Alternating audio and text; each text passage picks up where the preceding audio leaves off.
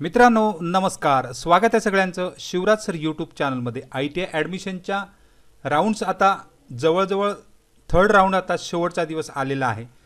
तर तुम्ही अद्याप जर ॲडमिशन घेतलं नसेल तर ॲडमिशन घेऊन घ्या, कारण तिसऱ्या राऊंडचा दिवस आता जवळ आलेला आहे। तर डेट आपण बघणार आहोत कोणकोणते आहेत आणि त्याचबरोबर तुम्हाला ऑप्शन फॉर्म भरण्यासाठी सुद्धा सेम डे आहेत। तर किती जागा वेकंट आहेत हे बघून त्या ठिकाणी ऑनलाईन बघू शकता, ते सुद्धा या व्हिडिओमध्ये बघणार आहोत। त्याचबरोबर बऱ्याच जण आता प्रतीक्षा आहे ती ITI फोर्थ राऊंडची, तो सुद्धा कधी आहे याच्या सुद्धा डिटेल बघणार आहोत। जाऊ डायरेक्ट डिटेल व्हिडिओकडे। सगळ्यांना खूप खूप धन्यवाद। 26K पर्यंत आपण आता मित्रपरिवार जमलेलो आहोत, तर सगळ्यांना मनापासून खूप खूप धन्यवाद। तर थँक्यू ऑल। 26Kचा आपण आता या ठिकाणी टप्पा पूर्ण झालेला आहे। असंच प्रेम चॅनलवर राहू द्या। ज्यांनी अद्याप चॅनल सबस्क्राईब केलं नसेल त्यांनी सबस्क्राईब करून घ्या, म्हणजे नवीन नवीन व्हिडिओज तुम्हाला मिळतील। व्हिडिओ आवडल्यास लाईक शेअर कमेंट करायला विसरू नका। रोजच्या अपडेट्ससाठी तुम्ही टेलिग्राम आणि व्हॉट्सअप चॅनलला सुद्धा जॉईन करू शकता, सगळ्या लिंक खाली डिस्क्रिप्शनमध्ये। मित्रांनो तिसरा राऊंड चालू आहे आणि तिसऱ्या राऊंडचा आता शेवटचा दिवस जवळ आलेला आहे। तर पहिल्या 5 विकल्पापैकी जो काही तुमचा झालेला आहे तो त्या ठिकाणी या बऱ्याच विद्यार्थ्यांनी आता ॲडमिशन घेतलेलं आहे। 28 जुलैपासून शेवटची तारीख आहे 1 ऑगस्ट, म्हणजे उद्याच। त्या ठिकाणी उद्या 1 ऑगस्ट असल्यामुळे 1 ऑगस्ट ही शेवटची तारीख आहे।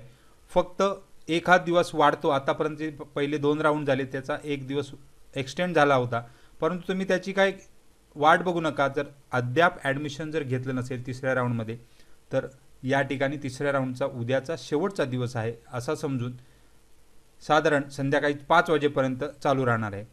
जर अपडेट झाली डेट तर 1 दिवस वाढू शकतो, 2 ऑगस्ट अपडेट देणारच आहे। आणि पुढचा जो प्रतीक्षा सगळ्यांना आहे ती पुढचे राऊंड आता किती असणार आहेत, तर चौथी प्रवेश फेरी आहे 28। आता या ठिकाणी चौथी प्रवेश फेरीसाठी ऑप्शन जे आहेत ते तुम्ही अद्याप भरले असतील। जे काही ऑप्शन तुम्ही भरणार त्याच्यामधला एक जरी लागला तरी तुम्हाला त्या ठिकाणी घ्यायचा आहे। त्यामुळे चौथ्या प्रवेश फेरीसाठी 5 ऑगस्टपर्यंत तुम्हाला वाट बघावी लागणार आहे। तर 5 ऑगस्टला तुम्हाला सकाळपर्यंत 11 वाजे ते 1:30 वाजेपर्यंत तुम्हाला डिटेल्स समजणार आहेत। तर चौथ्या प्रवेश फेरीसाठी ऑनलाईन पद्धतीने व्यवसायनिहाय विकल्प सादर करणे म्हणजे ऑप्शन फॉर्म भरणे, आणि जर तुम्ही ऑप्शन फॉर्म भरले नसतील तर जुने जे ऑप्शन आहेत तेच त्या ठिकाणी कन्सिडर केले जाणार आहेत। आता चौथ्या फेरीसाठी जर तुम्ही जे ऑप्शन निवडलेले आहे त्याच्यापैकी कोणताही जरी लागला तरी 6 ते 10 ऑगस्टला तुम्हाला ॲडमिशन घ्यायचं आहे। उमेदवाराने सादर केलेल्या पसंती क्रमाच्या कुठल्याही एका विकल्पानुसार, म्हणजे चौथ्या राऊंडला कोणत्याही प्रकारचे जर ट्रेड मिळाला तर तुम्हाला त्या ठिकाणी घ्यावा लागणार आहे।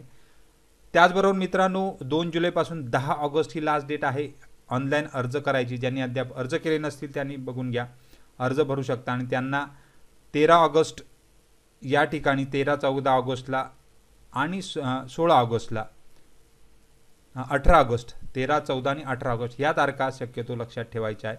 त्यामुळे तुम्हाला जर ॲडमिशन पुढच्या चौथ्या राऊंडमध्ये मिळणारच आहे। आता वेकंट सीट बघण्यासाठी आपल्याला लॉग इन करून बघायचं आहे। तर तुम्ही वेबसाईटवर गेल्यानंतर या 3 लाईनमध्ये क्लिक करा। प्रत्येक वेळी आपण सांगतोच आहे। तर यामध्ये रजिस्टर कॅन्डिडेट लॉग इन हा टॅब घ्या। तुमचा डिटेल या ठिकाणी टाका, 2025-05A06 हे काय असेल नंबर तो या ठिकाणी एंटर करायचा। पासवर्ड एंटर करायचा आहे, लॉग इन करायचं आहे। पासवर्ड विसरले असाल फॉरगॉट पासवर्ड करा, तुम्हाला डिटेल विचारली जाते। आणि फॉरगॉट पासवर्ड केल्यानंतर तुम्हाला फक्त तुमचा registration number, date of birth आणि रिसिव्ड पासवर्ड कोणत्या मोबाईल नंबरवर पाहिजे ते एंटर करायचं आहे। असं झाल्यानंतर तुम्हाला लॉग इन करायचं आहे। लॉग इन केल्यानंतर आता या 3 लाईनमध्ये गेल्यानंतर तुम्हाला ॲडमिशन ॲक्टिव्हिटीमध्ये जायचं आहे आणि इथे वेकंट सीट रिपोर्ट बघायचा आहे।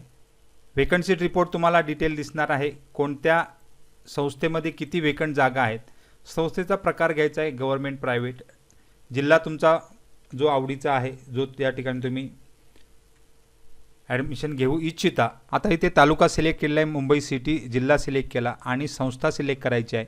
यामध्ये जी तुमची पसंतीची संस्था आहे त्या ठिकाणी सर्चमध्ये बघा। तर या ठिकाणी मी प्रत्येक वेळी सांगतो की शेवटी PDF जनरेट होतोय, ट्रेडनुसार तुम्हाला वेकंट सीट दिसणार आहेत। तर इथे जर बघाल तर प्रिंट रिपोर्ट केल्यानंतर तुम्हाला सदर रिपोर्ट वेकंट सीट रिपोर्टच्या म्हणजे डिटेल पूर्ण महाराष्ट्रातली त्या ITIची दिसणार आहे। मुंबई 11 ही आहे वेकन्सी स्टेटस, हा आता आपण डाउनलोड केलेला आहे। आणि शेवटच्या ज्या जागा आहेत त्या वेकंट सीट आहेत. या ठिकाणी अवेलेबल सीट ज्या असतात ते कॅप राऊंडमध्ये किती घेतल्या जाते, किती असतील जागा, आणि वेकंटमध्ये यामध्ये वेकंट सीट किती आहेत ते शेवटी बघा. तर इथे 10 आहेत. आर्किटेक्चरल ड्राफ्ट्समनला, कम्प्युटर हार्डवेअरला 8 राहिले आहेत. त्यानंतर कोपाला 74 आहेत. त्यानंतर डेस्कटॉप पब्लिशिंगला 43 आहेत. अशा प्रकारे तुम्ही पूर्ण बघू शकता. ड्राफ्ट्समनला 3 राहिले आहेत. ड्राफ्ट्समन सिव्हिलला, मेकॅनिकलला 6 आहेत. इलेक्ट्रिशियनला अजून 22 आहेत.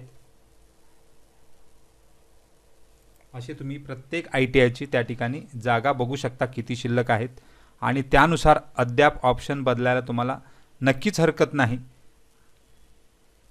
आणि शेवटी टोटल जी आहे ती सुद्धा या ठिकाणी बघा.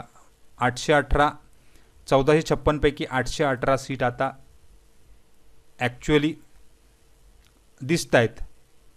म्हणजे ॲक्च्युली वेकन्स अजून या ठिकाणी 818 सीट आहे टोटल. अशा प्रकारे तुम्हाला पूर्ण डिटेल ही दिसणार आहे. टर्नरला अजून 82 आहेत, 62 आहेत. वेल्डरला 42 आहेत. वायरमनला 7 आहेत. अशा प्रकारे वेगवेगळ्या जागा तुम्हाला प्रत्येक ट्रेडनुसार दिसतील. त्या तुम्ही प्रत्येक ITIनुसार चेक करू शकता, आणि जिथे जास्त जागा आहे तिथली जागासुद्धा तुम्ही भरू शकता. कारण आता पूर्ण महाराष्ट्र हा ओपनमध्ये असणार आहे. ओपन कॅटेगरी किंवा जनरल मेरिटने त्या ठिकाणी ॲडमिशन मिळणार आहे.